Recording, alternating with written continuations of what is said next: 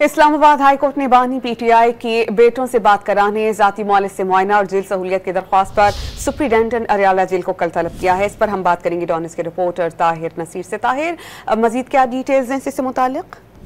जी समिया, देखिए इस्लामाबाद हाईकोर्ट में बानी पीटीआई के बेटों से बात कराने, जाती मालिक से मुआयना और जेल सहूलियत की दरखास्त पर समाअत इस्लामाबाद हाईकोर्ट के चीफ जस्टिस आमिर फारूक ने की। दौरान समाअत दरखास्त गुजार के वकील फैसल फरीद और जेल हुकाम अदालत में पेश हुए।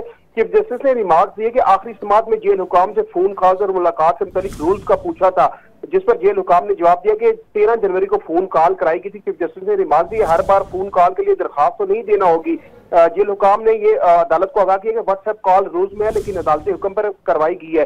सजा दिलाने के बाद बुशरा की 2 बार मुलाकात कराई गई है। 17, 20 और 23 जनवरी को ट्रायल के दौरान भी मुलाकात करवाई गई है। चीफ जस्टिस ने रिमार्क दिया कि दौरान समाअत मुलाकात का नहीं था। अदालत ने सुप्रीडेंटेंट अरियाला जेल को कल जाती हैसियत में तलब कर लिया और रिमार्क दिया है कि 23 जनवरी का अदालती हुक्मनामा पढ़कर अदालत पेश हो। जी बहुत शुक्रिया ताहिर, आप हमें अपडेट कर रहे थे।